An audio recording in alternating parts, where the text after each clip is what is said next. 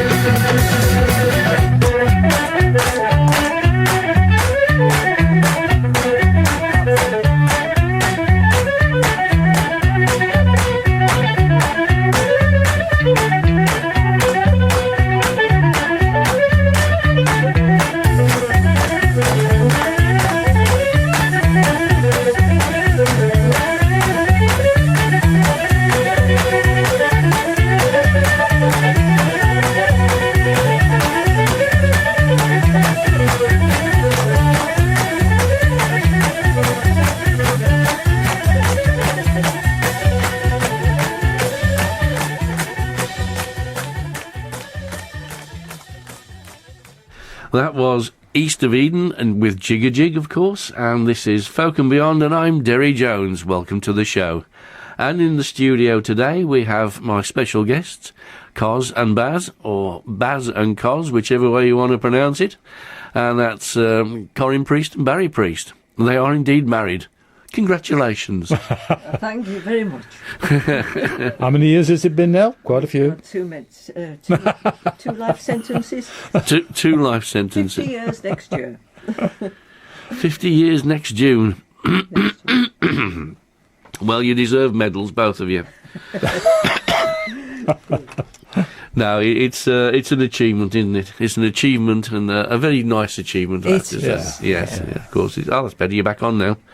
We've been having a few gremlins this morning, and just a little few. It started more or less before I actually got out the door, because unbeknownst to me, when I woke up this morning, somebody had put temporary traffic lights right across my drive. And I mean, and it wasn't me. So we had a bit of trouble getting in the car, didn't we, mate? We did. We did a little bit. We couldn't park anywhere at first. I was completely confused. No. In the end, I had to park way off and send Corin into Derry's house to tell everybody what was happening. That's right, yeah, that's right, yes. Where is it? But we managed it in the end. We managed it in the end. Yeah. They are going to be playing live in the studio for us in the second half of the show. So we'd also got keyboards, guitars, accordions, you name it, you brought it, haven't you? And all the stands, accompanying stands that go with that. And had to carry it. And had to carry it, yeah. And we've still got to go back for another guitar yet, so I don't know if that's providing them put temporary traffic lights outside your car. It's all these open, it's all these open tunings. That's the problem. Oh, you're too clever for your own good, that's what it is. It ain't me, it's Corin. Oh, well, I'm saying nothing, mate. I'm reserving judgment. Right, well, welcome to the studio. It's nice to have you here. You're going to be talking about your musical influences. I was going to say instruments then, but we've already done that. Over the years, and I think it's fair to say you both you sing and play beautifully together, and your influences seem to be totally different. They are, yeah, they are really. Well, yeah. We didn't start really performing until, 30 years ago, really. Yeah. I didn't do any singing at all until 30 years ago. So Really? yeah. So it's from the ages of 15 to almost 50. Then I was not really into folk. Not into folk? Well, I did it briefly when I was younger. Went to a few folk clubs. Yeah. But I mean, we had 3 kids, so we were bringing 3 kids up, which is there's never any spare time, is there? Not when you're at work as well. Yeah, exactly. Yeah. Well, yeah. Those days now are behind us, aren't they? Because we're all nicely retired now. Those were the days. Yeah. Which leads us very neatly. What a segue, Baz! I'm really impressed. Which leads us to that's not me for 6 hours. Which leads us neatly into Corin's first choice. What would that be then, Corin? I think it's called Those Were the Days. Well, there we are. And who would that be by? Mary Hopkin. Mary Hopkin, Yes. yeah, it is. What did you like about this track? I was only a teenager actually when I heard it for the first time. I was still at school. Yeah, still at school, and spent a lot of time in Wales. And a relative came with a guitar one day and played this particular song, and it gave me my interest in learning how to play the guitar, really. So I went back home and nagged my mum and dad to buy me a guitar, which they did. Which all kids should do, by the way. It was a nylon guitar, and they paid for me to have guitar lessons, and there you have it. That's how it started, really. That was that tune. one song that really was the influence. Yes. Oh, you've gone off again. Well, that gremlin's popped back in. So, hang on, we're just going to do some wiggly bits. We'll come down. We'll go back up. Is that come back on again? Are we on yet? Hello. No. Well, anyway, what we'll do is we'll play the track. We'll play the track, and see what happens after that track. Those Were the Days by Mary Hopkin.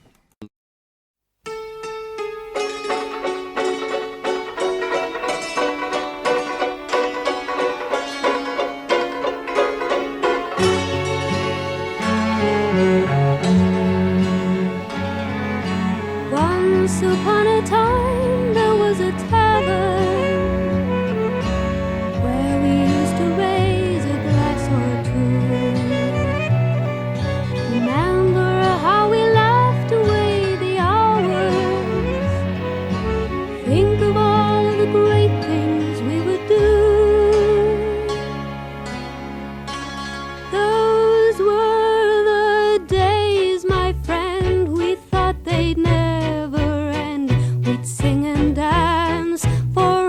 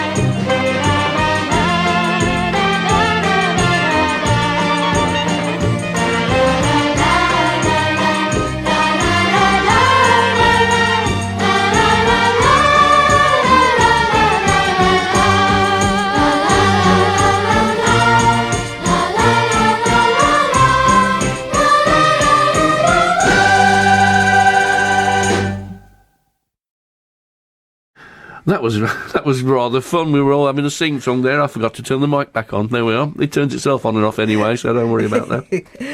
Those Were the Days, remastered, it says in brackets, Mary Hopkin. What a cracking tune. Yeah. Hey, it's a proper crowd pleaser, that, isn't it? It is. You imagine that at Glastonbury. Whoa. Oh, yeah. I might even do it at the Woodman one of the days. Well, there we are, why not? Yeah, An mighty. audience participation song. I That's think. right, yeah, that's right. Right, your next track is a classic, and it's something that everybody will know, as indeed was the last one, but this is more of a grown-up classic, isn't it, this one? Do you want to tell us what it is?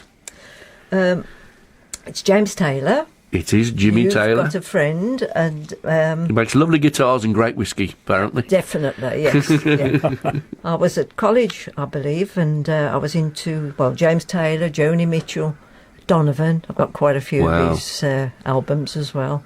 And I just took a great interest in folk music at that time. Yeah. Yeah. And is it one of your favourite tracks as well, Baz? You can talk as well, you know. Yeah, I quite like that one. Yeah, it's classic, isn't it? You know, Well, it is with Carly Simon and all that. Well, she Yeah. wrote it, didn't she, I think? I think she did, I think yes. she did, yeah. Yes, yes she And did. there was, the sort of gang of songwriters at the time. Yeah. And she was really way ahead of her time to say that, you know. She with was. Joni Mitchell and the rest of Joni them. Mitchell especially. And there was just so many artists at that time. And, it would have been great to go to Glastonbury and see, or a big music festival and see those artists perform, but never got the chance to see any of them live. Joan but- Baez as well. Yeah, That's true. Joan Baez, yeah. Yeah. That's true. So you've not seen James Taylor live? No, I haven't, no. I think he did. Didn't he do some gigs last year or something around it? I think he did. Didn't John Hall go and see Yeah, I think him? he he did. did, yeah. One of our friends, John Hall, was a guest on the show last year. Went to see him, but he's rich and he can afford yeah, these they can. 200 quids of tickets or whatever it is. Yeah, well, if the opportunity ever arises again, Baz, you can pay for me to take me to go and see James Taylor. Okay. There you are. That's a Why not? birthday present sorted. There you go. Anyway, let's have a listen to what all the fuss is about. It's Mr. James Taylor with "You've Got a Friend."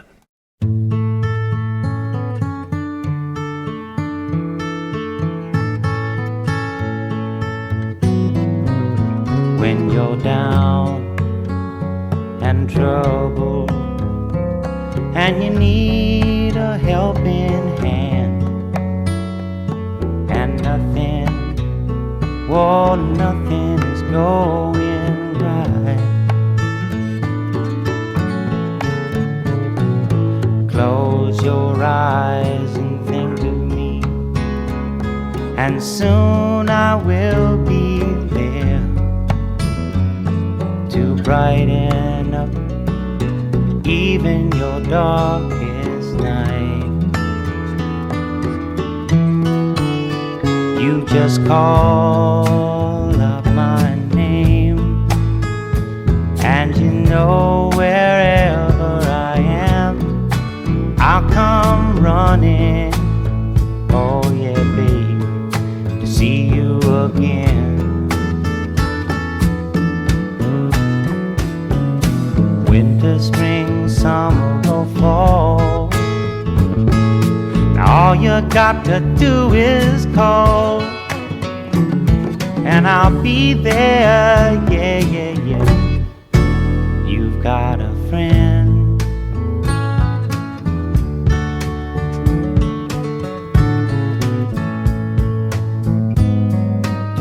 If the sky above you should turn dark and full of clouds, and that old north wind should begin to blow,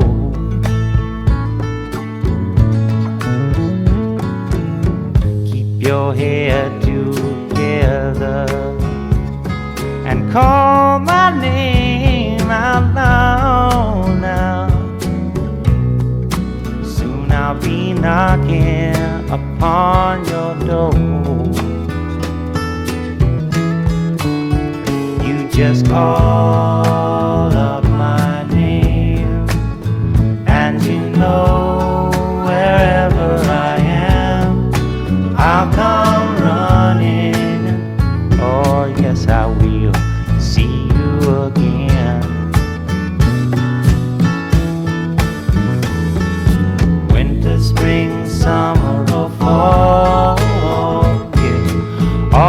got to do is call, and I'll be there, yeah, yeah, yeah. Hey, ain't it good to know that you've got a friend? People can be so cold. They'll hurt you and desert you. Well, they'll take your soul if you let them. Oh yeah, but don't you let them.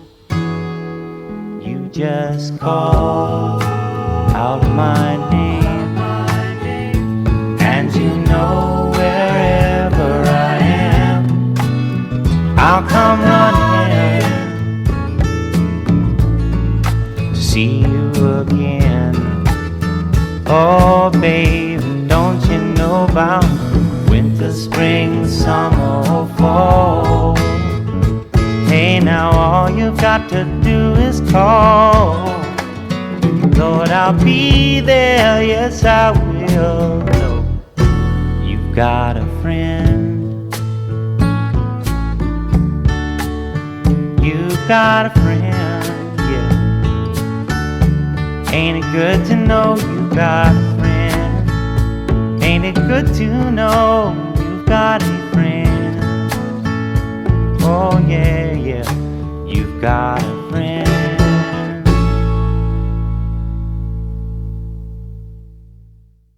Black Country Extra.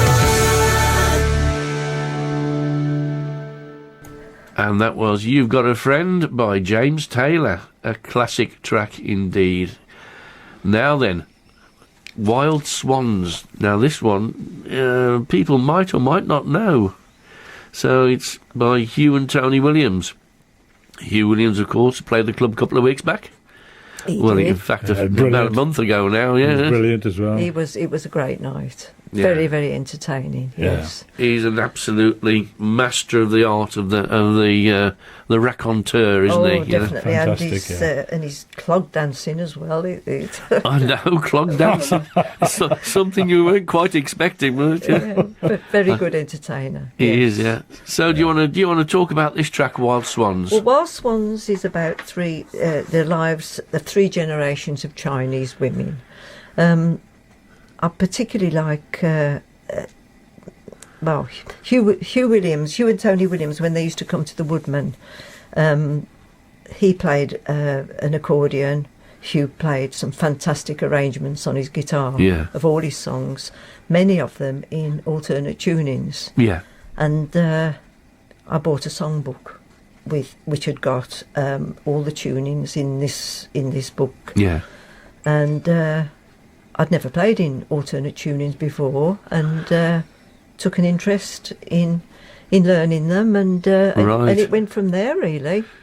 So that's where you picked up all the open tunings from and things like that. Well, other artists since then as well, and I've also managed to be able to work out my own arrangements. Yeah. Since then, the only trouble is there's that many different ones that there's quite a few. Hence the amount of guitars we've got to bring with us. I was going to say there's a tuning for every string. So do you remember Tim Judson? Yes. Many moons ago, he used to come and play at the Woodman and all sorts of places. Yes. He actually invented a tuning of his own, and that was called Baghdad. He said, nobody's done it, he says, but I'm going to do it and play one song in Baghdad. And he did. And he did. Wonderful. I've seen that guy play saxophone and a guitar and sing. At the same time. Played a beautiful sax. Yeah. Very talented. Anyway, we detract. Yes. We'll have to get him on the show. Yes. Hugh and Tony Williams. Yeah, I mean, Hughie's on his own now, isn't he? Because Tony's retired. Yeah. And I think Hugh's come out of retirement to a select few gigs, one of which we were very lucky to get him at the Woodman. Oh, we think so, certainly yeah. was. Yes, we missed him the last time that he was on at the Yeah, we Woodman, did. but it was really great to catch him this time. You missed a treat. Very funny as well. His talk. He's hilarious, Yeah. and he can capture an audience like he's talking just to one person, and Yes. he's talking to a room full or indeed a village hall full of people or whatever it is. Yes, we shall look forward to when he returns. And of course, a lot of his songs have been covered by Fairport Convention and all the big bands and all the rest of it. Yeah. So I mean, he ain't bad songwriter. No, he's a brilliant songwriter. Yeah. So we have a listen to the track then. Okay. This is Wild Swans by Hugh Williams.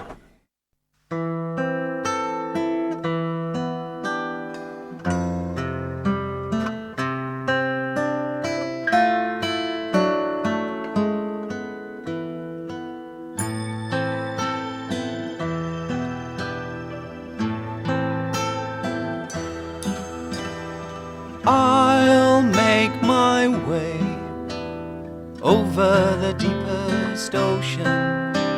Silver wings will fly me away, high into the blue, high above the ocean, out of China, far beyond the sea.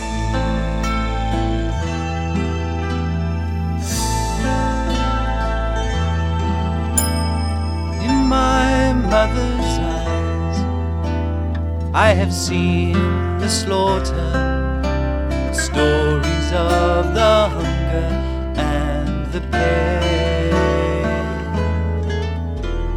But I have seen the sun dance on some other water, far beyond these clouds in my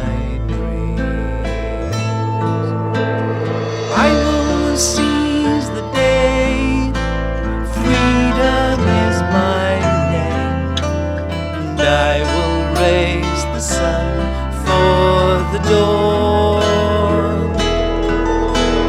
Dust will rise up, see my spirit fly, wild swans come to carry me away.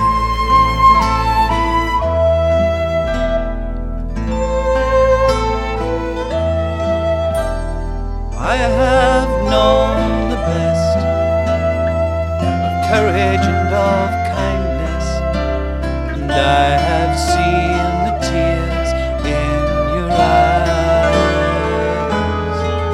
But there is beauty in the flame, and there is love in all this blindness, and I will take you with me when I go. I will seize the day, freedom is my name, and I will raise the sun for the dawn. Dust will rise up, see my spirit fly, while swans come to carry me away.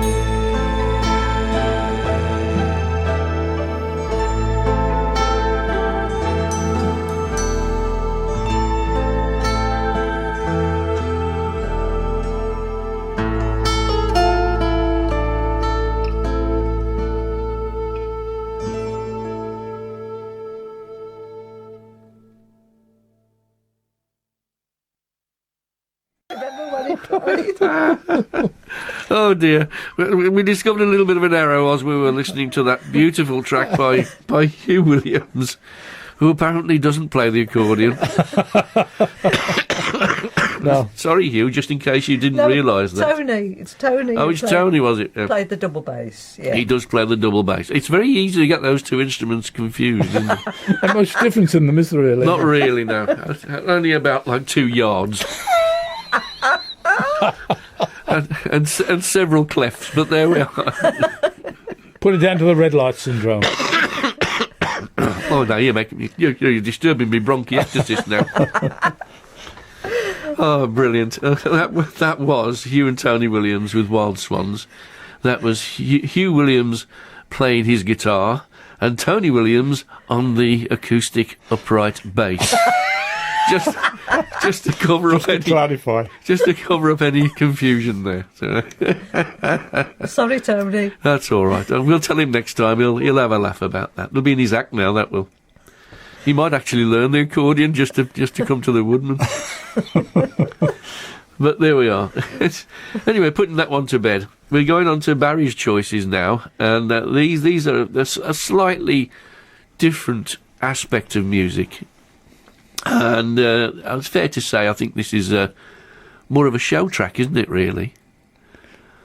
Which one are we doing? We're doing the Empty Chairs at Empty Tables by Michael Ball.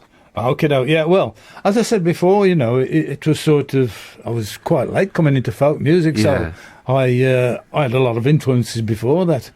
And when I Corinne started me off sort of going to singing lessons, didn't you? Well, I used to go to a school and just teach some basic guitars yeah.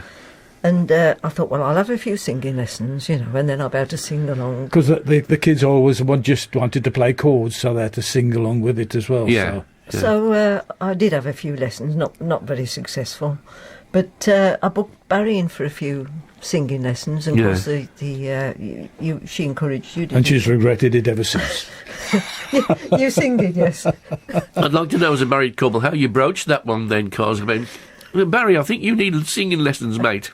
Well, I knew he could sing, but I think I just got no confidence. I wouldn't been able to sing in front of anybody. Oh, I see. But I think it was the training that It's knowledge that gives you confidence, isn't it? Well, yeah, I was just I didn't know I could sing, basically.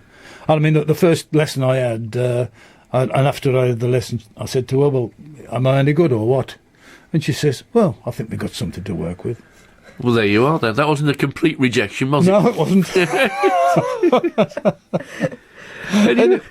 Great stuff. Any road up, as they say. One sort of the songs she put me into were sort of more sort of show type songs. Yeah.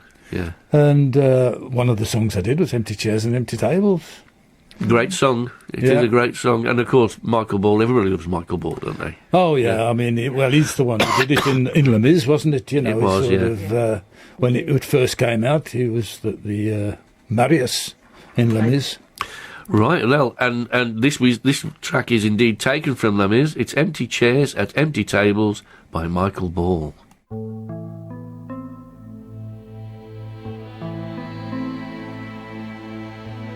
There's a grief that can't be spoken. There's a pain goes on and on. Empty chairs at empty tables. Now my friends are dead and gone. Here they talked of revolution. Here it was they lit the flame. Here they sang about tomorrow, and tomorrow never came. From the table in the corner, they could see a world reborn, and they rose with voices ringing, and I can hear them now, the very words that they had sung became their last communion. On the lonely barricade at dawn. Oh, my friends, forgive me that I live and you are gone. There's a grief that can't be spoken. There's a pain goes on and on. Phantom faces at the window, phantom shadows on the floor, empty chairs at empty tables where my friends will meet no more. Oh, my friends, don't ask me was for. Empty chairs at empty tables, where my friends will sing no more.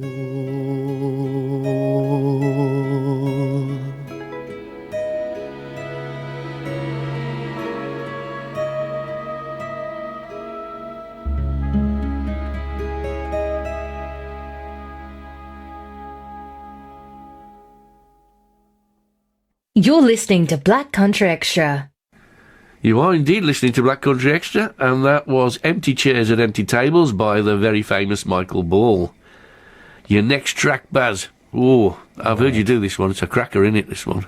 Tim McGraw, yeah. Yeah, Tim McGraw. Live Like You Were Dying. Yeah. He's like a country star, isn't he? Yeah. In the 1990s, when we were sort of first joined the club, we were looking at songs all over the place, you know, and there was a country channel on cable TV. Yeah. And there was a lot of artists on there, which was fantastic at the time. The Garth Brooks, some of the girl ones, Martina McBride. Trisha Yearwood. With Independence Day she did, which we'd done at the club. Yeah. Mm-hmm. Yeah, and quite a few others. Well, there's some good material in that new country stuff, isn't there? Yeah. But Live Like You Were Dying, I mean, it's a good life story, really. You know, Well, if everybody could live like they were dying, probably we wouldn't be in. It'd be great. Well, you'd certainly be having a bit more fun, probably. Yeah. You know, you can't take it with when you're gone. Yeah, good. So, shall we have a listen to it? Live Like You Were Dying, Tim McGraw, cracking track.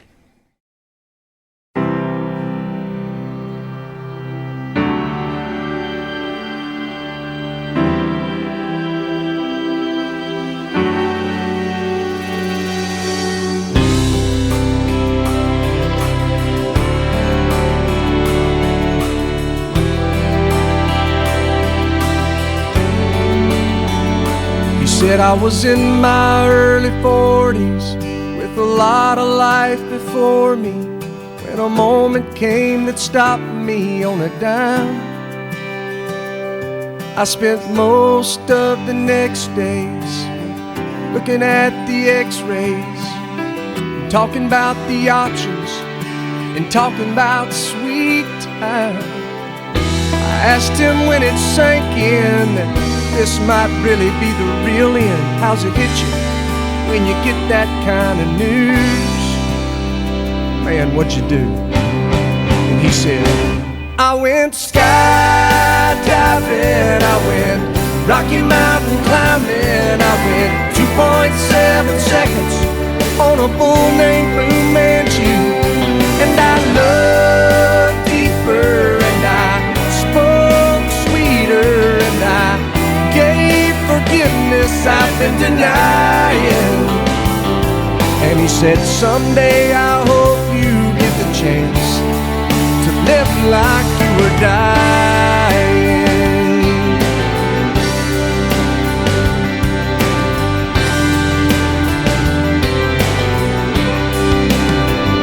He said I was finally the husband that most of the time I wasn't. I became a friend would like to have. And all of a sudden going fishing wasn't such an imposition. And I went 3 times that year, I lost my dad. Well, I finally read the good book, and I took a good long hard look at what I'd do if I could do it all again. And then I went skydiving, I went Rocky Mountain climbing, I went 2.7 seconds on a bull named Blue Manchu. And I loved deeper, and I spoke sweeter, and I gave forgiveness I've been denying. And he said, someday I hope you get the chance to live like you were dying. Like tomorrow was a gift, and you got eternity to think about what you do with it. What did you do with it? What did I do with it? what would I do with it? Skydiving, I went Rocky Mountain climbing, I went 2.7 seconds on a bull named Fu Manchu. Man, I loved deeper and I spoke sweeter and I watched an eagle as it was flying. And he said, someday I hope you get the chance to live like you were dying, to live like you were dying, to live like you were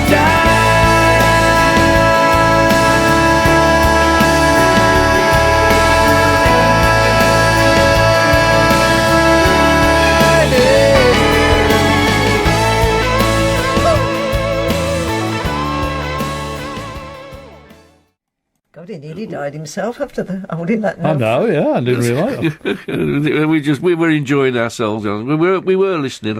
We were listening to "Live Like You Were Dying," Tim McGraw, and Corin's just told Barry off for having a black country accent, and we had to point out to Corin that it is actually black country accent. Well, that was Born in Arles, Owen. Hey, can you play the accordion as well, Baz? Anyway, moving straight on to your next track. And this is All the Answers by John Wright. Yeah, this is when I sort of first joined the folk club. The one who ran it at the time, Mick Harrington. Mick, yeah. He sort of... He's been a guest on this show. He's been a guest on this show, yeah. Has he? Yeah. All yeah, right, yeah. wonderful. Yeah, I went up there one day and he gave me this CD, and it was called Other Roads. Ah.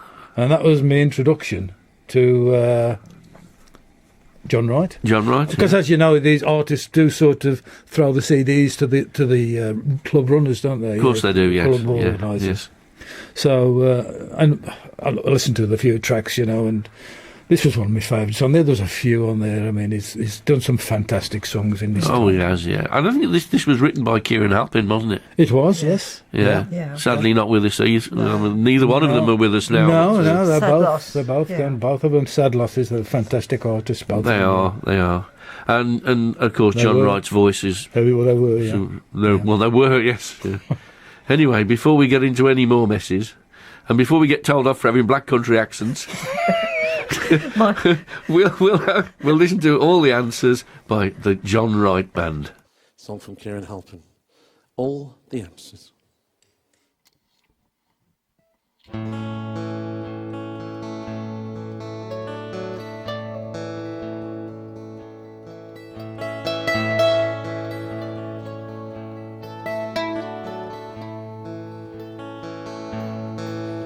When I call you in the morning, you tell me everything's alright.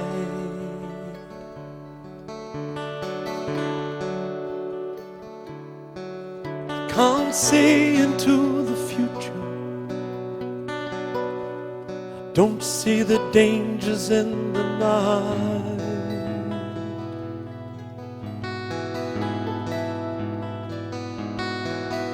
When I hear the sirens wailing and see the flashing of the light, I know that there is trouble. There's a battle yet to fight. I may not have all the answers. No, I wouldn't have it any other way.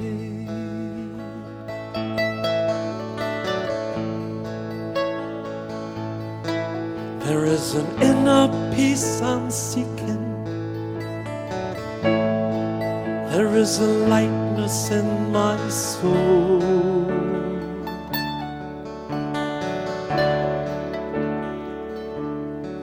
Every time I think I've found it, I want to touch it, feel it, hold it.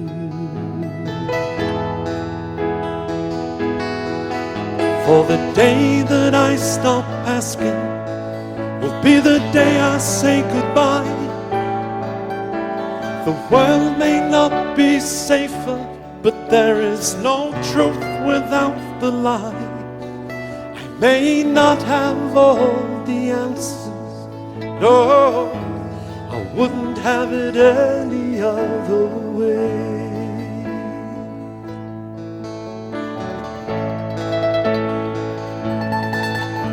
I've asked the good Lord Jesus, I'm asking Allah too.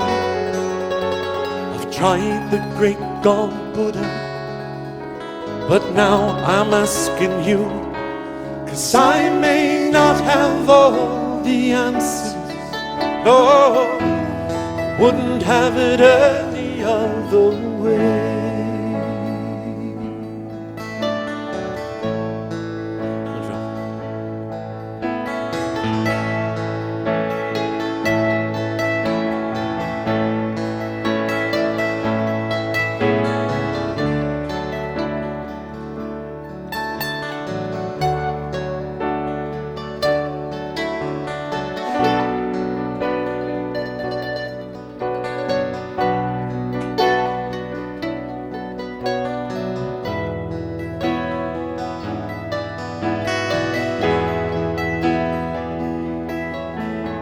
You're deep in troubled waters, gotta fight for every breath.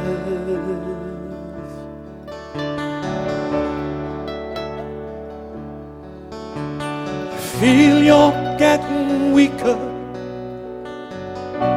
you're facing life, you're chasing death.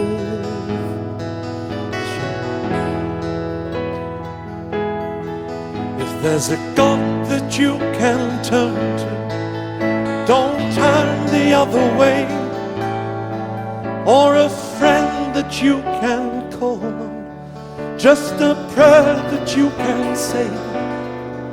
I may not have all the answers, no, I wouldn't have it any other way.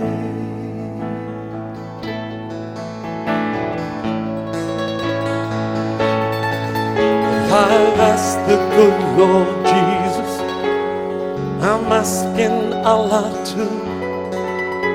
I've tried the great God Buddha, but now I'm asking you, 'cause I may not have all the answers, no, I wouldn't have it any other way. Black Country Extra.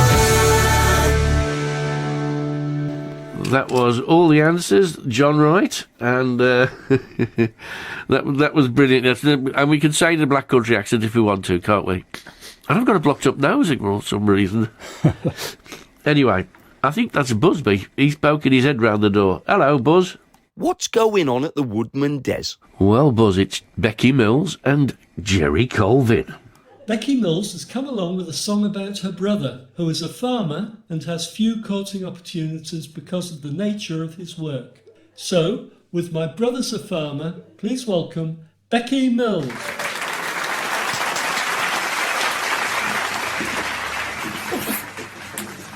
Hello, wonderful Woodman Folk Club. I want to wish you a very, very happy 50th anniversary and send lots and lots of love to Debbie and Derry, and thank you for having me over the years. You're a lovely bunch, and I'd love to see you again one day when all this is over and I can come out of my bedroom. It's not a big bedroom. Lots of love to you all and happy 50th. This is a song about my brother, who's a farmer, and he's a singleton, and that's because it's very, very hard to find someone to love with the crazy hours that farmers do, pretty much from May till September. He's just a slave to the farm. So this is My Brother's a Farmer.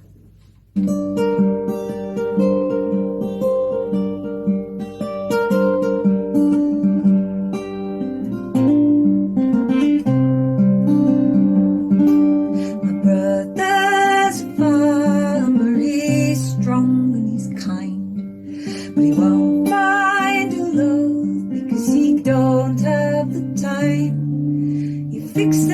pleasant ends, and he toils and he grows. From May till September he'll not courting go.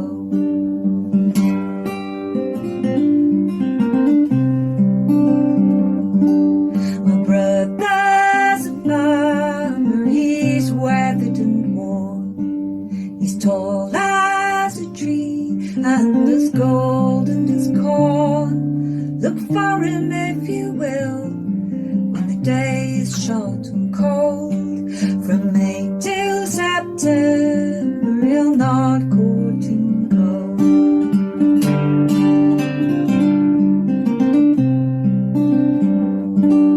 My brother's a farmer, his clothes they're torn. He's scratched and he's calloused, he's muscled and brawn. He sings with his eyes closed, so his heart he'll not show. From May till September he'll not courting go.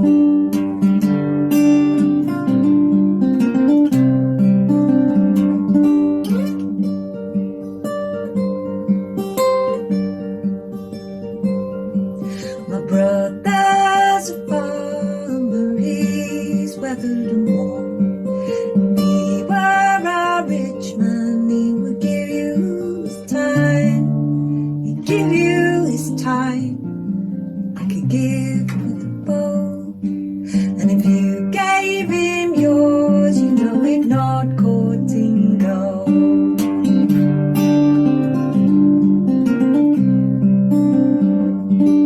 The winter's unkind, the summer's never mine. From May till September he'll not courting go.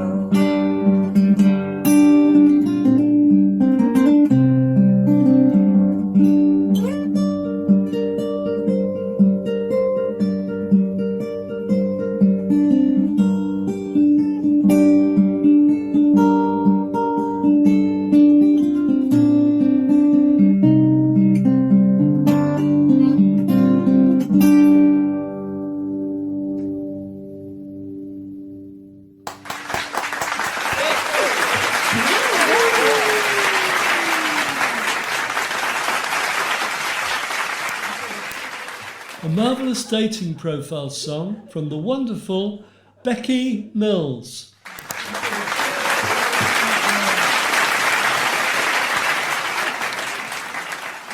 Jerry Colvin has become a regular at our virtual folk club, and tonight he is with us performing a song called On the Holly Tree. Please give a big welcome to Jerry Colvin.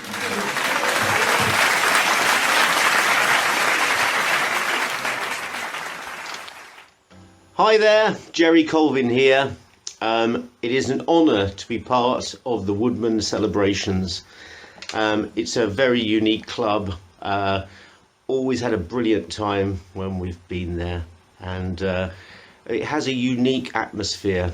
And what I love about it is that everyone is up for having a good time, and it's the absolute antithesis of what a folk club should be. Open-minded, fun and beautiful setting. Great organisation from Double D's and all the crew and team. I'd like to play you a song, if you don't mind. I went in the loft, as we all have in these troubled times, clearing stuff out, and I found 3 items, 2 photographs, one of me and my sister at her birthday party, and one of my wedding, and a little keepsake box which I had no idea I'd kept after all these years.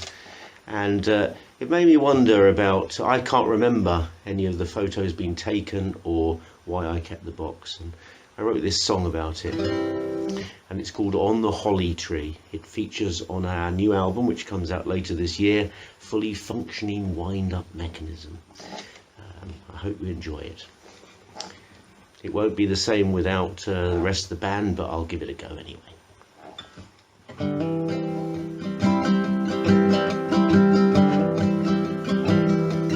Little boy, riding a hobby horse on St. Agnes Eve. Little girl wearing her party frock, leg of mutton sleeves. We'll never get them off to sleep, Mama said. Best do as your mother bade, Papa said. I don't recall who took that snap, or why she wore my cowboy hat. But I remember how we felt, like being wrapped up in warm velvet, evergreen as the holly, rosy cheeks like the berries on the holly tree.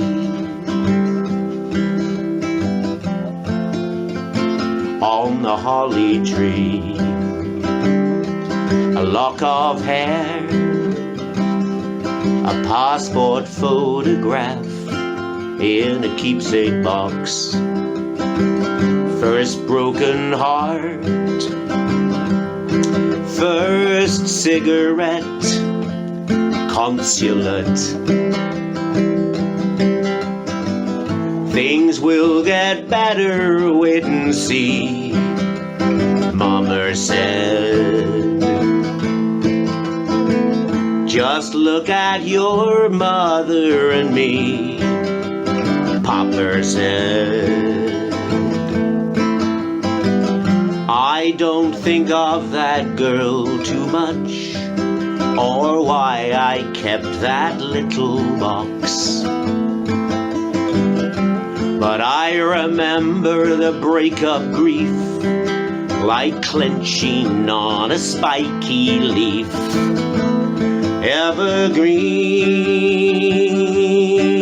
as the holly, rages red like the berries on the holly tree. On the holly tree, old photographs crack and fade, lose their gloss, the corners fray. But the feelings still remain, they are the lines upon my face. And I carry them with me, some blood red, some evergreen. Little boy wearing a wedding suit on St. Petrock's Day. Little girl in a dress of blue, matching veil. At least the sun has stayed the course, Mama said. Is that our boy on the hobby horse? Papa said. I can't recall much of the day, I thought that it might have rained.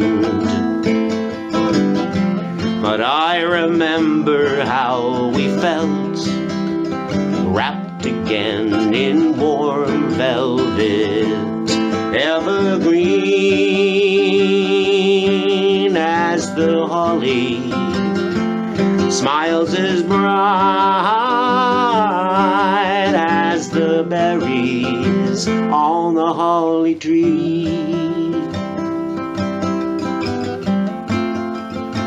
On the holly tree,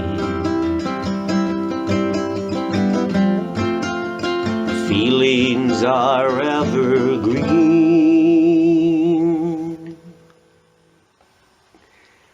Thank you, stay safe, and see you very soon.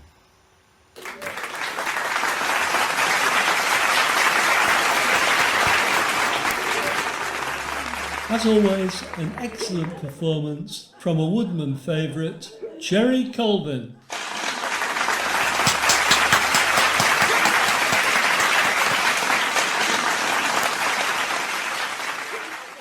And that was Becky Mills and Jerry Colvin. and Barry, you did a little dance then, mate, didn't you? Did I? With your cramp. I had the cramp, unfortunately. I've never seen him move so quick in his life. Neither have I. Anyway, that's your first half done. You might say thank God for that.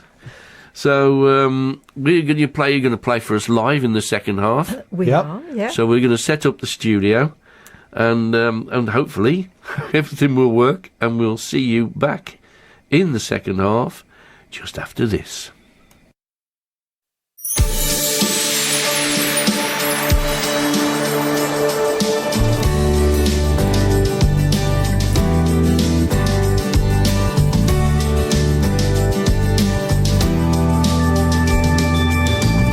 It's all about you. Black Country Extra. Hello and welcome back to the second half of the show, where we've got all the instruments out. We've moved the studio around a bit, moved all the mics around. Hopefully they'll stay live while we're playing. Oh, well, Coz and Baz are playing anyway. And what are you going to tell us about your first song then? This is a David Starr song. Excellent, David Starr, yes. Yeah, he's a country type singer, isn't he? Which is a lot of my influence is from, and we did it so we might promote him a little bit up the club. To be fair, well, we did try and get him. Yes, but he had to cancel for it, unfortunately, didn't he? Well, it was didn't COVID get in the way? I think that was what happened. We had him booked. And he was due in a couple of weeks' time from that point in time, 2019, I think it was. That's right, yeah. And then COVID struck, and everything stopped. Time as well, though, wasn't it? He was supposed to come this year. He was due to come this year, but we had to postpone because the dates didn't tally up in the UK dates, and the European dates didn't tally up. So we'll get him. We'll get him eventually. Yes. You won't escape. He won't escape, no. Yeah, it's a song really about an anti-war song, though. Yeah, it is a protest song. Yeah. Well, nobody would like to sort of bury a child, would they, if you're a parent? It's sort of a life story, isn't it? Really, it's quite a poignant song, and songs which he does so well. Yeah. I mean, he does some happy stuff as well. We have to say, he's not a purist folk singer. He does do happy songs as well. Of course, there are happy songs in contemporary folk, but yes, we're doing our best to try and get him on his next European tour, That would be wonderful. which may be a couple of years from now, but you never know. That's right. We shall try hard. Anyway, what's this one called again? I've forgotten. Bury the Young. Not Bury the Young Dead. No. I've got it on my list as Bury the Young Dead for some reason. Well, you wouldn't bury him alive, would you? You wouldn't, no. Well, it's a bit illegal, I think, especially in this country. Yeah. Anyway, this is this is David Starr, Bury the Young.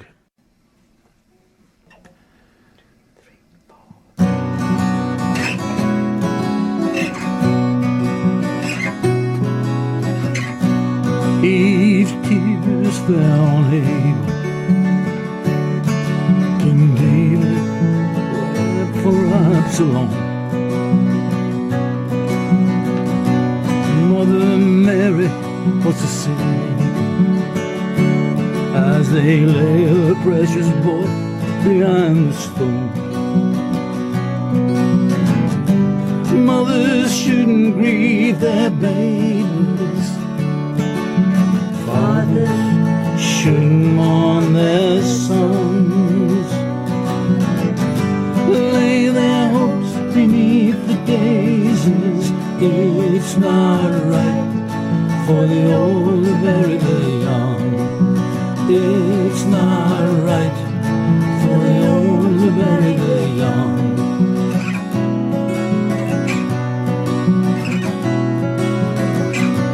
Folded flag upon the mountain, The limestone markets shining in the sun. 17 birthday candles ain't gonna die for anyone. Mothers shouldn't grieve their babies. Fathers shouldn't mourn their sons.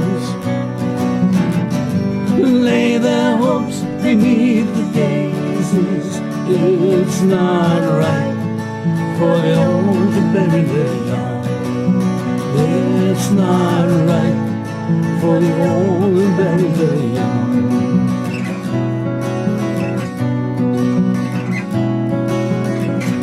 We're gonna fix what you left broken.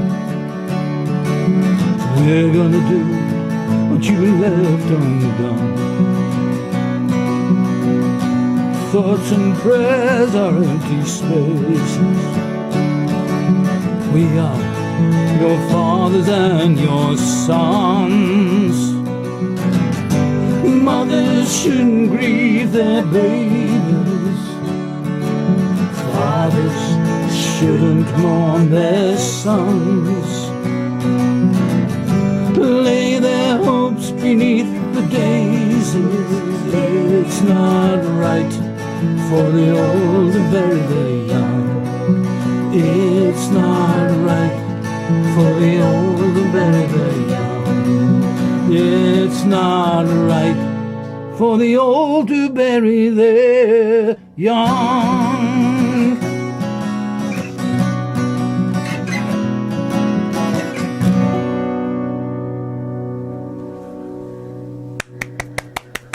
I'm going to clap in stereo if I can. That was a great track, wasn't it? Yeah, well done, guys. That was a fantastic track. And that was Bury the Young, not Bury the Young Dead. Bury the Young by David Starr. An excellent, excellent modern country singer, I think, is probably the best way to describe him. But just a brilliant track, Yeah, very good. There is a difference between the old country and the new country. It is called new country now. It is. It's a lot more serious, and it's a bit less corny than the older stuff. Well, I don't know. Some of it's still quite corny. You know, they still do. Yeah, but it's meant to be corny. That's the problem, isn't it? That's being sarcastic. That is. And you're right on. Moving on to the next track now. Now that I know there is a story behind this one. Sure is. Yes. It's a great story as well. Do you want to tell us some more about it?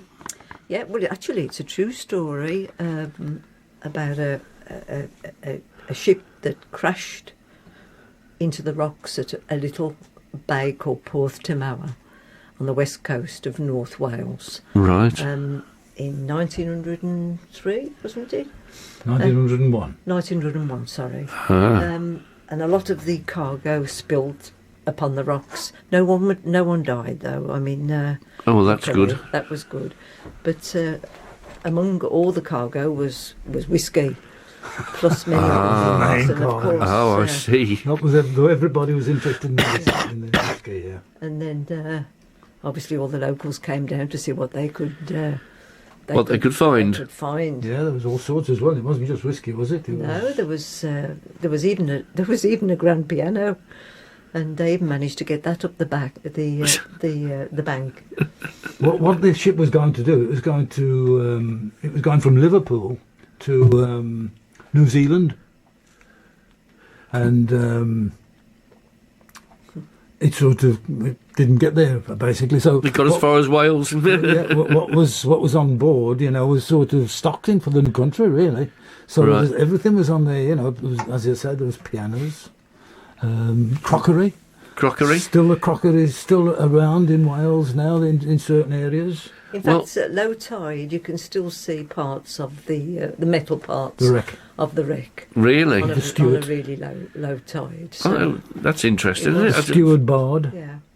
Have you ever found any remnants of the whiskey? No, they used to, because they were in such a hurry to get the whiskey or everything off the boat before the customs arrived. Yeah. Bearing in mind this was in 1901, so communications wasn't brilliant.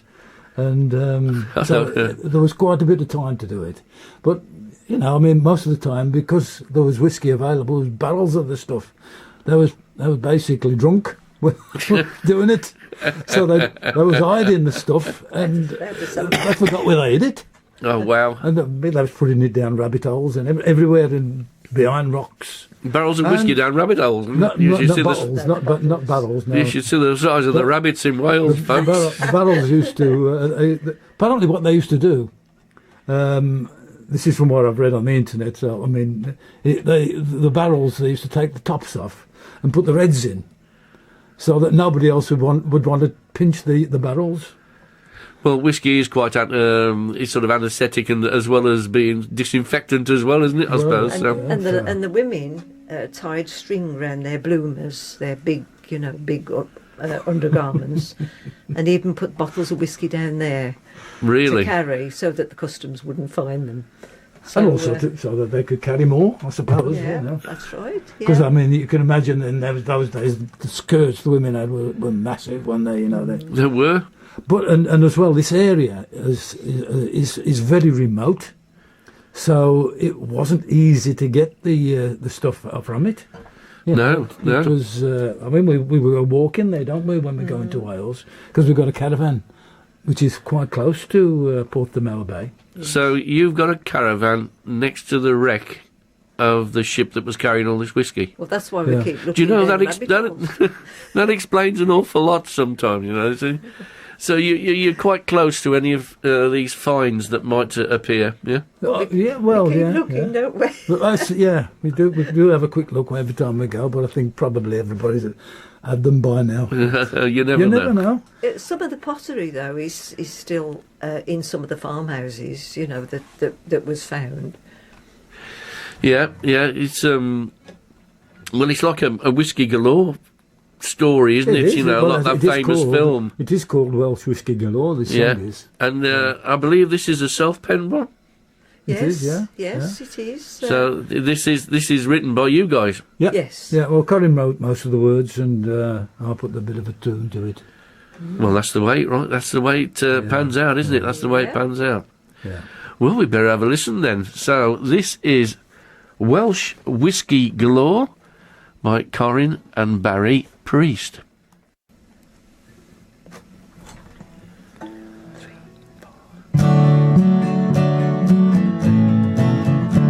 The Stuart set sail from Liverpool in 1901, bound for New Zealand, the journey had begun.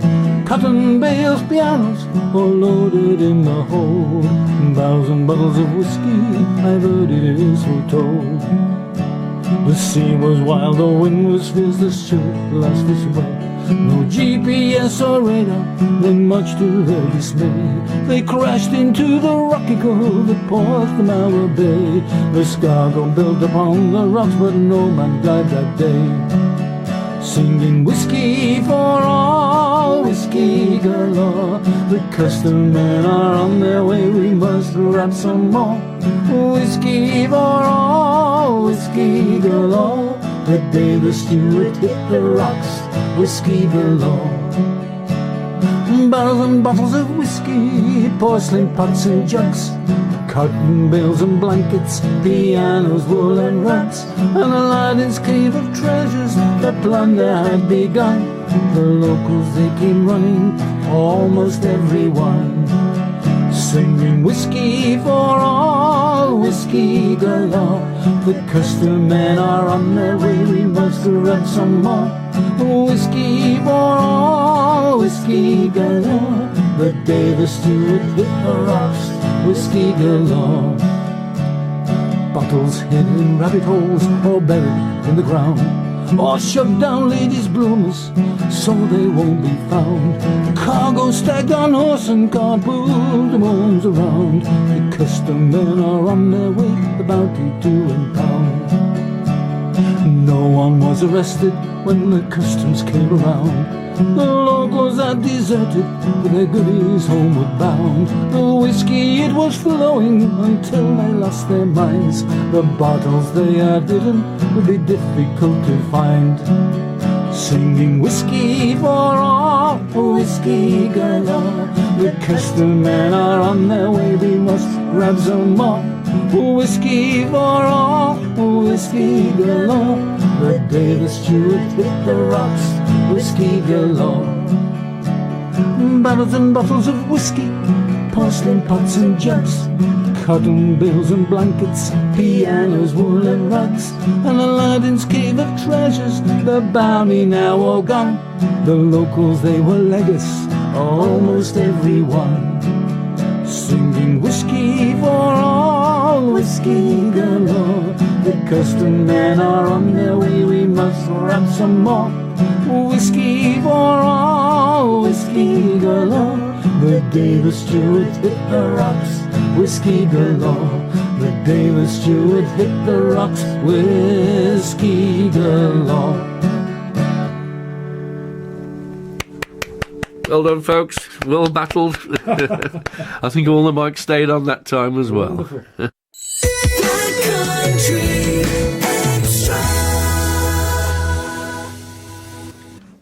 That was Welsh Whiskey Galore, written by Corin and Barry Priest, who are busily rearranging themselves now for the next track. Well,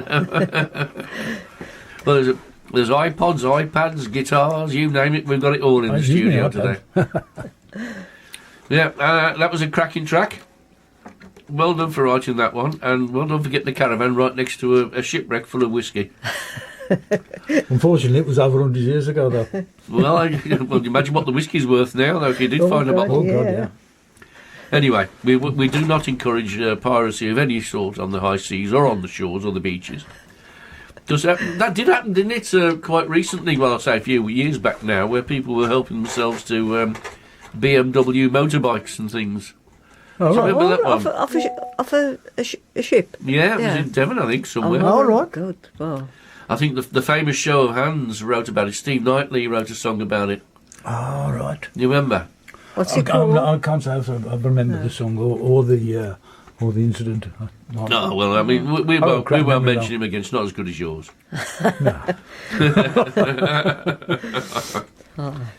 Right, the next one as well. This is called A Dog Named Boo, is it? Bo. Bo, we pronounce it, yeah. I'm thinking of an old 60s track, I'm sure I am. Anyway, a dog called Bo, named Bo. Yeah. Oh, I'll start this again, shall I? A dog named Bo. Yes. Is this one of yours as well? It is, yeah. Oh, marvellous. Yeah. You want to tell us a bit about it then? Well, I'm a great animal lover and worked in... Well, I was a veterinary nurse at one time, and I've worked in various dog shelters, and realise how important pets can be. Very important. Yeah. To their owners, and if a pet dies, mental health as well, I suppose. It can affect. Yeah. It's grieving, it's like a grieving process, really, and it's a member of the family, isn't it? Of course, it is. Yeah. So I wrote this song about a lady whose dog's just died, a dog named Bo, and how she feels, and she goes shopping one day, but decides to pop into the dog shelter, the dog home. Don't forget though, she's lost her husband as well. So and her husband's died, and so a family she's in a bit of a miserable state. A family of all left, so she's on her own and lonely, basically. Anyway, she goes into the dog's home and decides to have a little look and sees something there, and her life changes after that. Well, so is it based on a true story? Is it, or well? Or is it based on life experience, basically? It is really, yes. Yeah, it is. I've when I worked in the kennels for a time, people used to come in and look for... You'd hear their stories, yeah. Hear their stories, and the fact that they just lost a pet and didn't know whether to replace it. And when you get to a certain age, you worry sometimes whether you're going to... The dog's you're going to outlive the dog, so... or cat, well, so...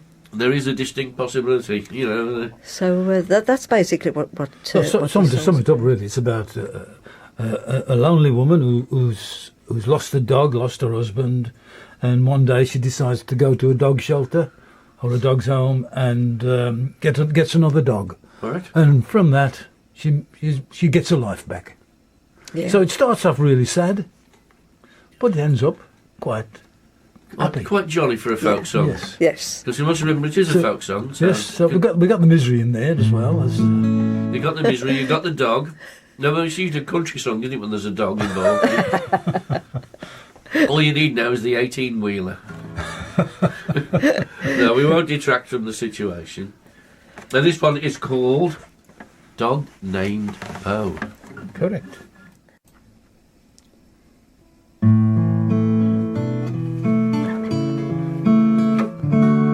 She lost her best friend. His name was Bo. She never expected her feelings would show. As time passes by, her sadness does grow. She'll miss him, it's time to let go. Her children are full. She's there all alone. They visit her sometimes. She misses them so. She cries for her husband. Letters and stones. She's lonely, but it's time to let go. Years move by quickly. She remembers the time when she was younger and still in her prime. Long sunny days, mountains to climb. She wishes to live them again. To live them again. She stood at the bus stop with shopping in mind. When passing the shelf, she paused for a while. She wondered if there could be something inside to help her to bring back a smile. The shelter was full with dogs of all kinds, all looking hopeful, a home they would find. When passing one by, she stopped and stared at brown eyes captured with them. Years move by quickly. She remembers the time when she's young and still in her prime. Long sunny days, mountains to climb. She wishes to live again.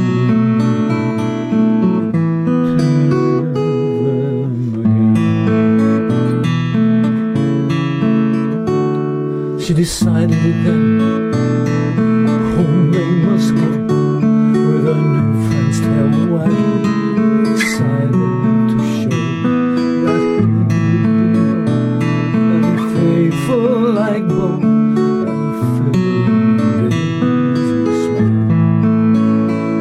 And now she's happy, she's smiling again, making new friends in the park there with Ben. Her family visit, grandchildren in tow. There's no reason to ever let go. Years move by quickly. She remembers the time when she was young and still in her prime. Long sunny days, hills that to climb. She's happy to live them again. Years move by quickly. She remembers the time when she was young and still in her prime. Long sunny days, hills that to climb. She's happy to live them again.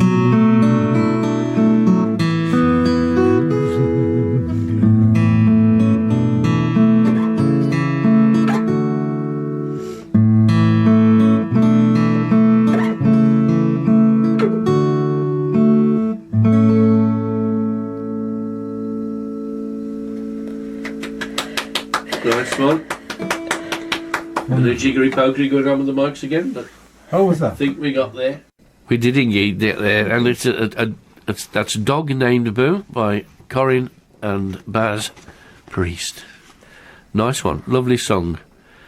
How do you go about writing a song? I asked my guests this, who pen their own stuff. Some people don't, but no. Well, it's the only two songs that I've ever written any lyrics for. Yeah.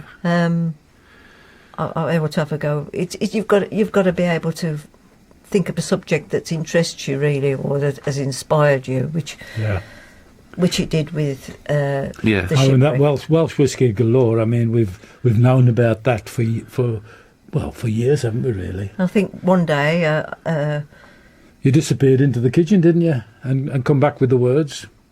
I did. Yeah, I did. I used a dictionary? Rhyming dictionary. A rhyming dictionary. That helped. And the same with a dog named Bo, really. But I could do with having a go at writing another one. I think, people say this thing, once you start writing, you can sort of get on a roll with it sometimes. Because you've written some smashing stuff as well. I've written a few songs, not that many, to be fair. Not that I'd mention in public anyway.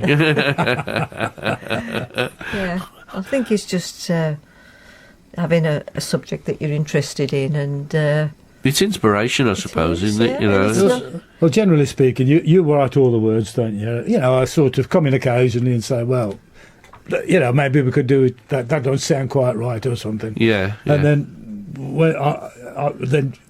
I'll come up with a tune. I'll come up for the tune with for Welsh whiskey. Yeah. And then Corin sort of helped me a bit on the tune as well. We just don't help one another, didn't we? Because I like to sort of do the tune so I can sing it the way I want to sing it. Yeah, of course. And the same with the Bo, the dog named Bo. Yeah.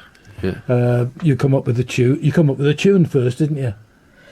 I think I did, and then we had to sort of find. Corin's got a fantastic memory for tunes, right?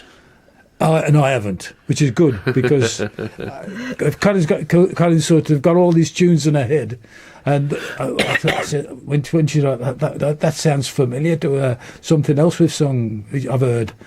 Of another artist, This is the old quandary, isn't it? When you've written something, and if it sounds half decent at all, you think, oh, that sounds like something else. Yeah.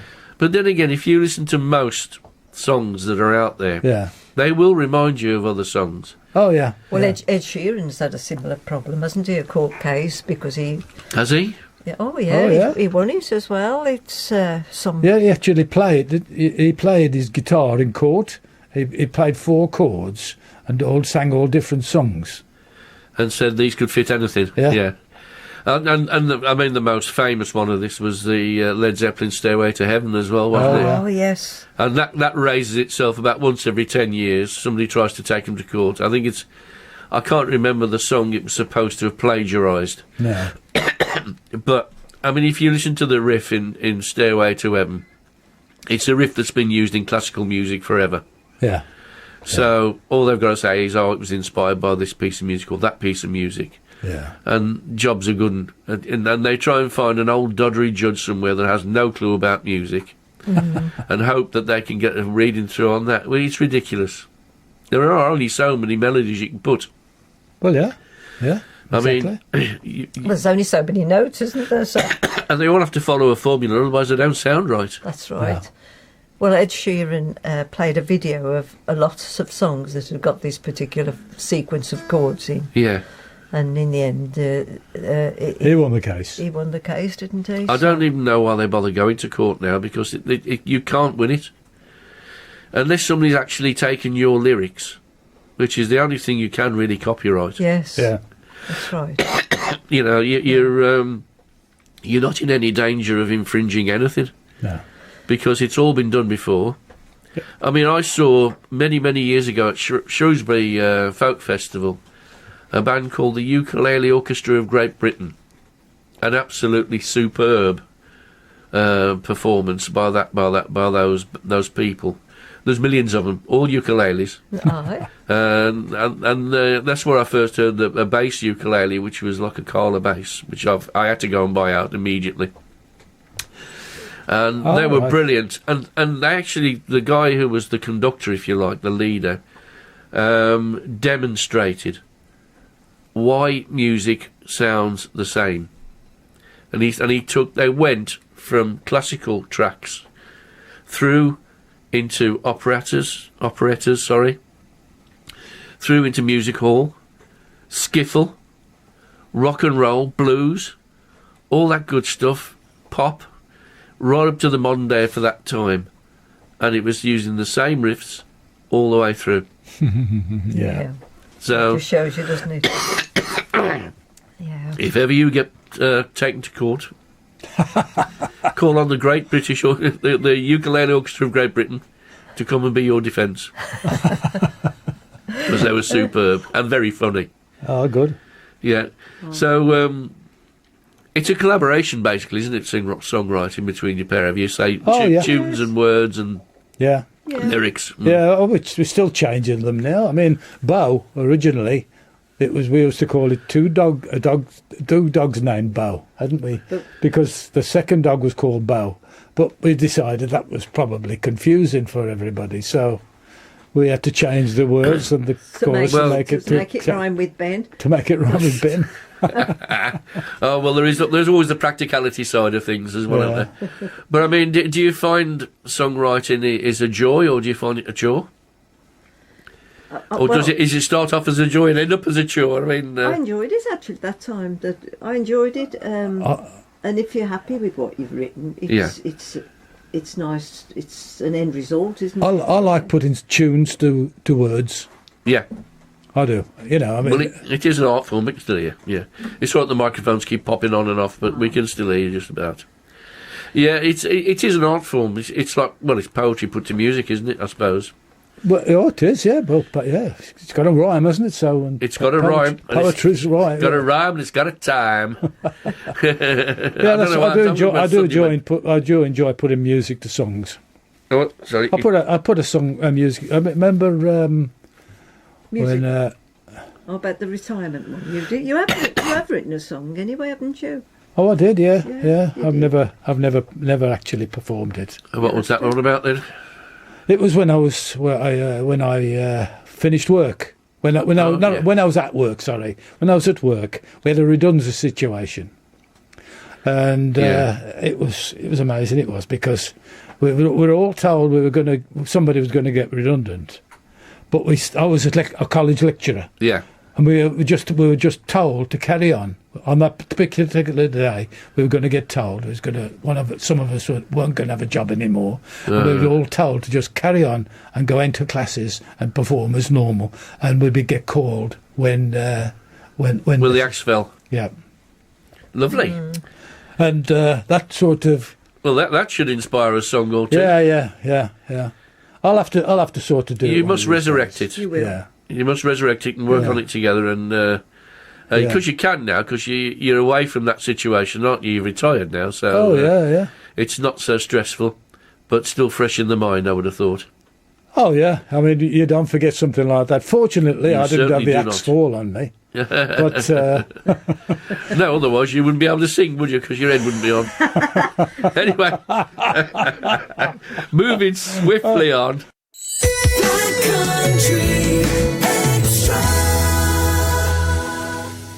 Right, and here we go with the next one. And this one's Black and White by, you say it's Ross Brown? Yes. I've got it written down as Rose Brown. Oh, we've lost the mic. Hang on a second. I'm just doing a quick reset.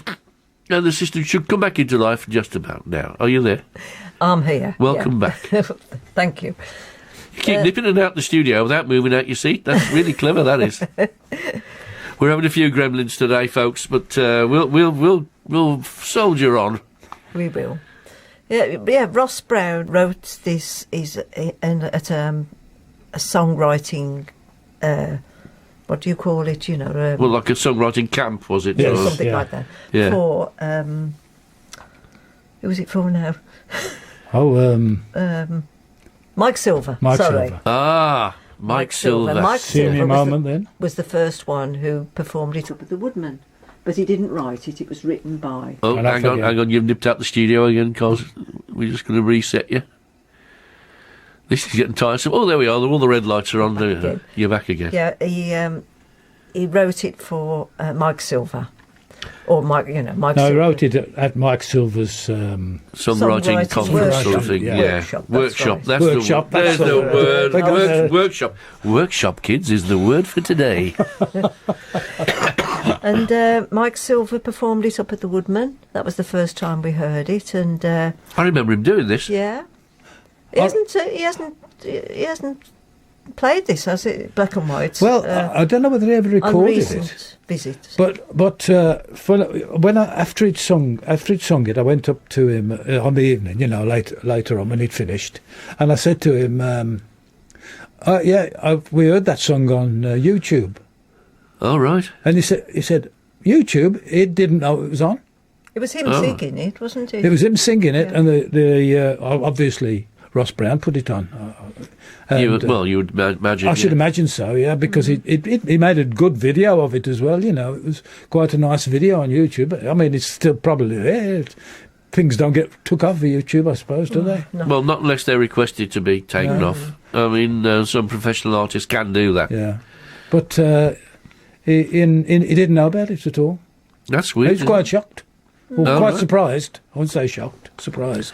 So I suppose you had to look that up and make sure it was okay, because you can see it from the artist's point of view. Yeah, you'd have If thought they're- it. Yeah. If they're doing a song that they don't intend to be on YouTube, and let's face it, everybody's got phones these days, and when you go to a concert, it's fair game and all the rest of it. You're not supposed to, but people do. But I know when we're at the Woodman, sometimes we do videos. I usually record what's going on as well, audio-wise. All right. And we always ask permission, if it's going to be published anywhere. Yeah. And so you have to be careful, because it's an artist's reputation that if they're in a pub somewhere, singing, and there's two people arguing about a darts match and people knocking drinks over, it's not going to present the best light, is it, for that performer? Yeah. So they have to be careful and guard their property, I suppose. Absolutely, yeah.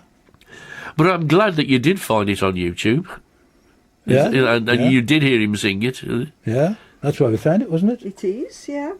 But it's a smashing song and another smashing story, isn't it? Yeah, it's about a young French girl in 1941, which was in occupied France. Yeah. Who falls for a German soldier. Ah. And as you can imagine, the locals weren't too pleased with the situation. No. And they basically abused, at least, tarred and feathered her in one case. Is this a true story, or is it an imagined story, do you think? I should imagine it's imagination. I should imagine it did happen, with French girls falling for... I mean, I should imagine it happened quite a lot in the war, it does, doesn't it? Unfortunately, yes, I suppose it does. But whether, when Ross Brown wrote the song, whether he'd heard that it was an actual true story, but I'm sure it is relevant. I'm sure there are many anecdotal stories from the war like that. Yeah. And of course, films. I mean, The Sound of Music springs to mind with that one. Oh, yes. That was a similar thing, wasn't it? But more about That's the music than the story. But there we are. So this one's called Black and White. Yeah, it's written through the perspective of somebody who was actually there, but with regret as time went on. So basically, he wish they'd never abused her. Right, yeah. Hindsight's a wonderful thing. It is, yes. And there's a lesson for us all there. Right, this is Black and White, written by Ross Brown, performed by Baz and Coz Priest.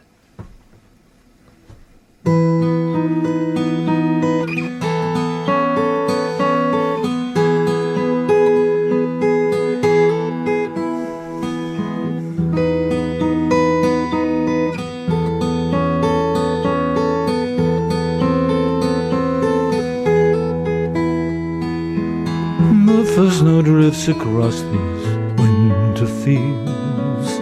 It stirs all guilt and painful memories. I think of what we did to poor Elise. I see her tears of dread, I see her shaven head, and pray to winter that my guilt will leave. She was a young girl on a small French farm. He was a young man in a uniform. Her eyes were gentle and his arms were warm. I see her tears of dread, I see her shaven head. Should youthful love had led to so much harm? In times of war we deal in certainty and tend to think in black and white. There is no blurring, no soft focus.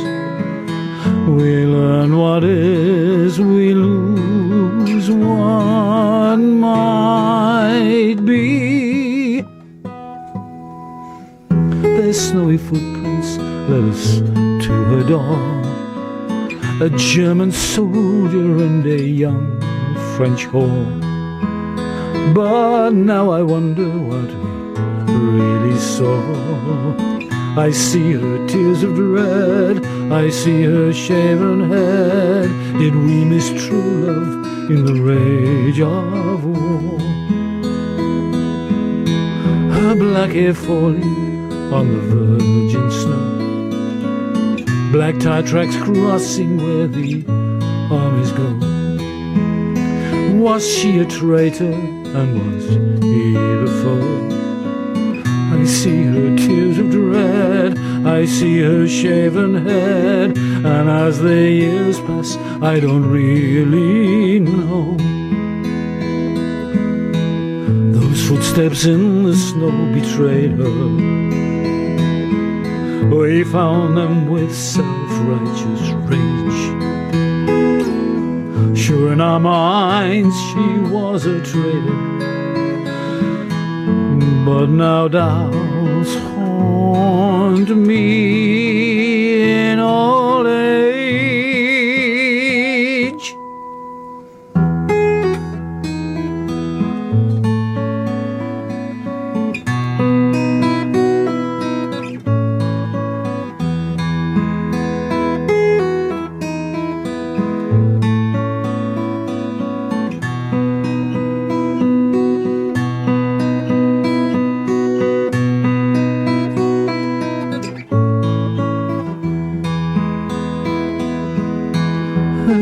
Was single till a lonely end. Her baby grew to be my daughter's friend. They laughed together, but my stiff heart bends. But I still see that dread, that roughly shaven head, and all the hurt that's now too late to mend. War and peace, let's learn uncertainty, and not always think in black and white. There is no blurring, no self-focus, not knowing right, but seeking ways that might be. The first snow drifts across these winter fields, it stirs all guilt and painful memories.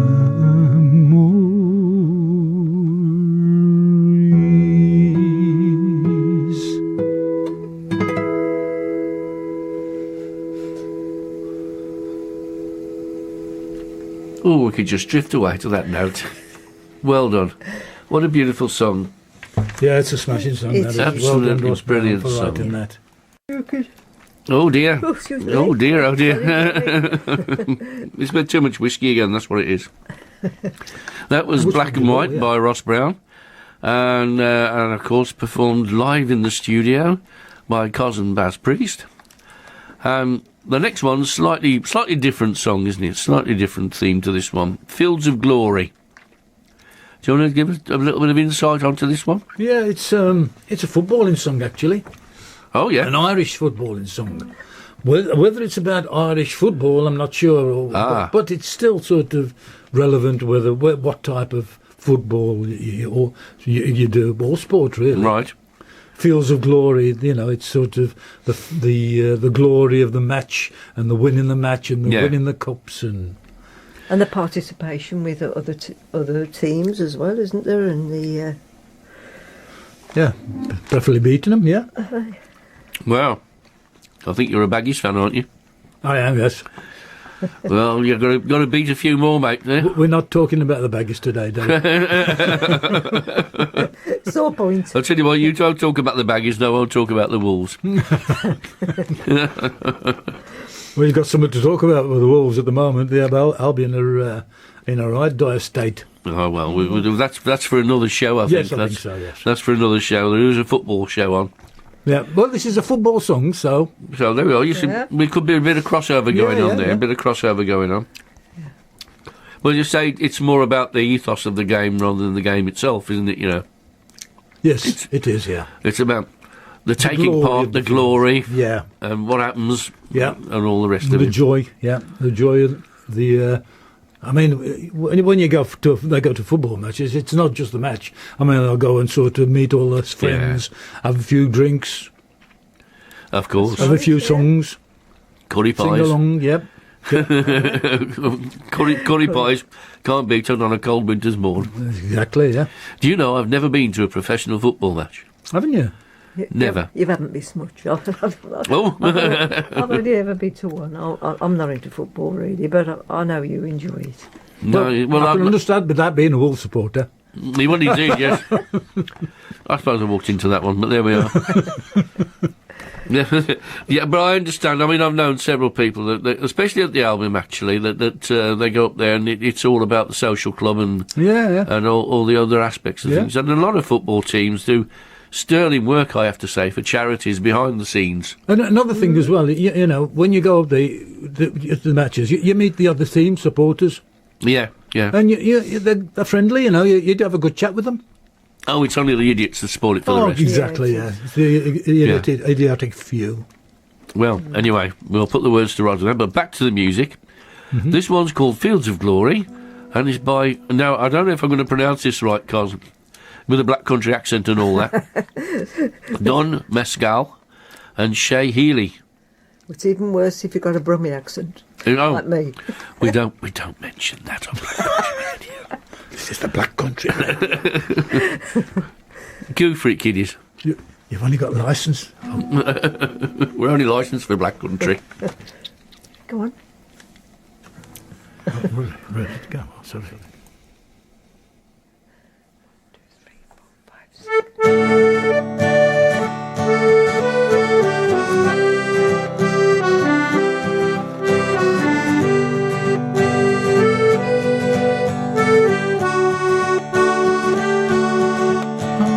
Born in a country where people admire the great spoilers, and how they aspire to stand upon mountains and always be winners and never give less than their all. I once met an old man who told me great stories of legends of old, who played hard for the glory of lifting the cup in the moment of triumph. Their memories keep me enthralled. On the fields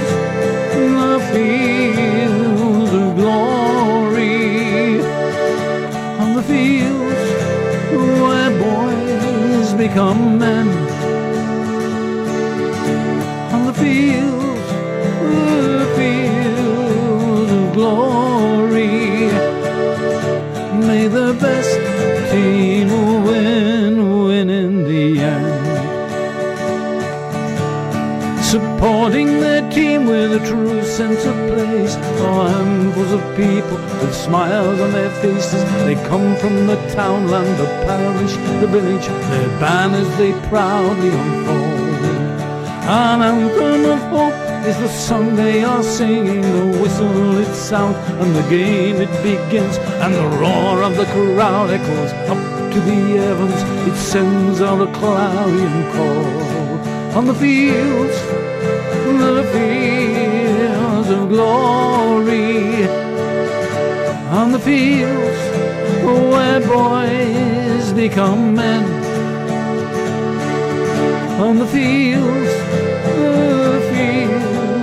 of glory.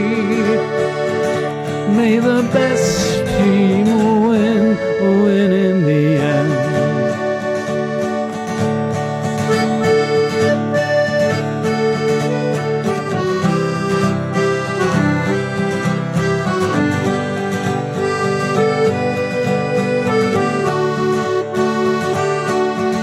I'm dreaming of Ireland in fine summer weather, a crowd of young lads playing football together, all hoping that someday the call they will answer to play for the place they were born.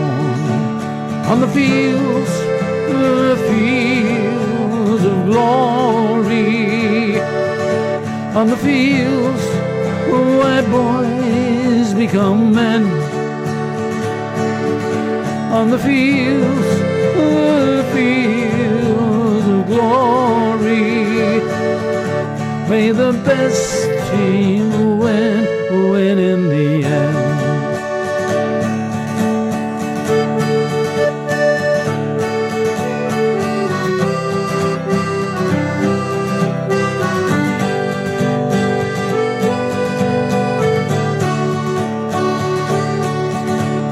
I'm dreaming of Ireland in fine summer weather, a crowd of young lads playing football together, all watching that someday the call they will answer to play for the place they were born. On the fields of glory, on the fields where boys become men, on the fields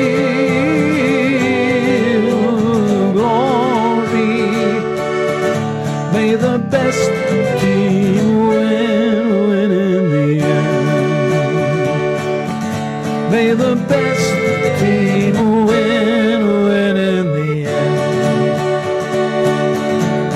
May West Brom win in the end.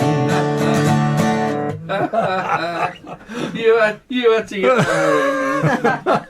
You just had to get that one in. Oh, no. Well, and may they well win in the end. Yeah. Well done, guys. Well done. A bit of a blip there, but never mind. That was Fields of Glory by... a frog in my throat or something stuck in there. Get him out, yeah. Fields of Glory by Don Mescal and Shay Healy. And that's grand. Right, the next one's a bit of a change. This is Bright Blue Rose, featuring Baz's keyboard. Well, Baz on the keyboard, I should say. Yes. And this is a Jimmy McCarthy song, you say? It is, yes. You want to tell us a little bit about it? Well, really, it's. I think it's one of those songs where the nobody really knows what it is about. You know. Is it one of those? Is it? It's not by Donovan, is it, or something like that? Except the songwriter. But I think it's a sort of religious sort of thing. It's got a religious theme to it, hasn't it? Yeah. It's sort of you hear that sort of gospel thing coming into it. It's. Oh, in fact, here's the gospel choir now. Come on in, ladies. You were on.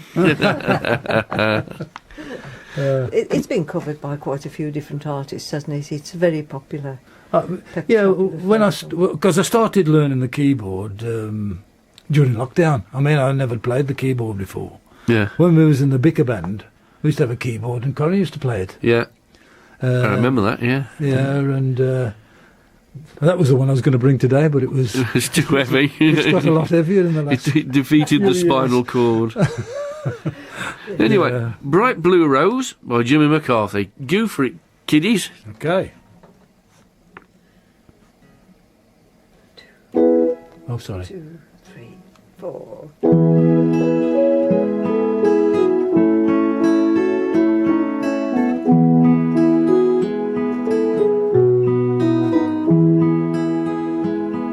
I skimmed across black waters without once submerging onto the banks of the urban morning. That long as the first light, much, much more than mountains.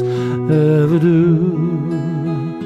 And she, like a ghost beside me, goes down the ease of a dolphin and emerges unlearned, unharmed, unshamed. For she is a perfect creature, natural in every feature, and I am the geek with the alchemist stone. For all of you must discover, for all who seek to understand, for having left the paths of others, you'll find a very special hand. And it is a holy thing, and it is a precious time, and it is the only way. Forget-me-nots among the snow, it's always been, and so it goes, to ponder his death and his life eternally.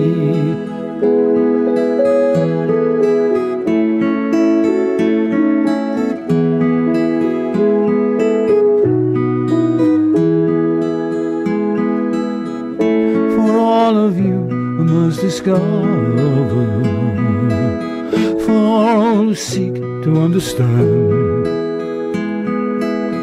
for having left the paths of others, you'll find a very special hand. And it is a holy thing, and it is a precious time, and it is the only way. Forget-me-nots among the snow, it's always been, and so it goes, to ponder his death and his life eternally. Oh, one bright blue rose outlives all those 2,000 years, and still it goes, to ponder his death and his life eternity.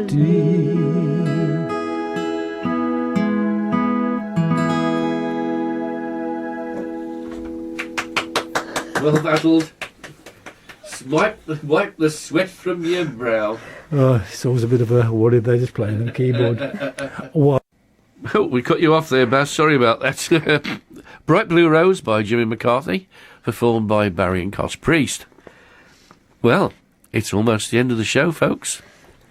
We've thank you for asking us, Derry. You're very welcome indeed. You're very welcome. We've enjoyed ourselves, haven't we? We've enjoyed it, even with the gremlins. Even with the gremlins. Yeah. I know, we've had Never a few mind. gremlins. For some reason, the mics have been turning themselves on and off. Yeah. So Yeah. I think we've got a musically selective person somewhere going up and down. I think there's More of a stress for you than rather than us. I mean, we've just had to hang about while you've sorted the gremlins out. I'm still trying to think of how the hell we're going to get back on our drive. Oh, yeah. We've got those traffic lights coming up, and various bits and pieces. Oh, maybe they'll have sorted it by the. I doubt it very much. It's only up this morning. So They did only put them up this morning, yeah. Yeah. Well, are you both going to Bromsgrove Folk Festival? We are. Yes, we are. Yeah. I have to give them a mention on the 7th of this month. That's the 7th of July. We have first off, the Woodman's closed on a Friday, because we'll all be at Bromsgrove Folk Festival. We will. Having a jolly good time. As we usually do. It is at a different venue this time. Yeah. Come a bit closer to the mic, mate. Yes, it's a different venues this time, isn't it, Derry? It is. It's at the Avon Museum, isn't it? Yeah, so we've got to be on best behaviour, folks. Yes. I think so. Yeah. Because you will have stewards, and they're not one of us. Oh. They're not one of us. No. They're one of them museum type peoples. Oh dear. You know, things come alive at night in museums. I've seen the film. Oh. Oh, so no late night playing. Oh no. Oh, I think that late night playing. It's got to be a sesh somewhere, hasn't there? Even if it's a pub down the road, but don't tell them. Yeah. And on the 14th of July, oh, hang on, Gremlins are coming again. At the Woodman Folk Club, we've got the Tin Giants. Have you seen these folks? Never seen them. Do you remember a band called Shame the Monkey? Yes. I think there are certain members of that are in this. Oh, right. Yeah, and there's 6 of them. Oh wow! So there'll be a lot on the stage at the Woodman. I think they're all multi-instrumentalists. Are you doing the PA, or they're bringing... I'll be doing the PA. Oh, good God! You got your work cut out that night. I certainly will have my work cut out. Yeah. But having said that, if you go onto YouTube and catch some clips of the Tin Giants, you'll see they're very, very, very worthwhile coming to watch and listen to. Well, we should definitely be there. They're very, very good, very professional, and well, I'll just try and do them justice sound-wise. Yeah. But I mean, and after that, of course, we close for the summer break because we still follow the school holidays. Yes, I think that's a legacy from the old days. Well, thank you both very much. Yeah, it's been grand. We've had a laugh. We have. And I'm just looking at the time now, and we've got about 10 seconds left. Okay, well, thank you very much, Derry, and you're welcome. We've had a great time, haven't we, Baz? We have, yes. Yeah. Goodbye, folks. Yeah. Here we go.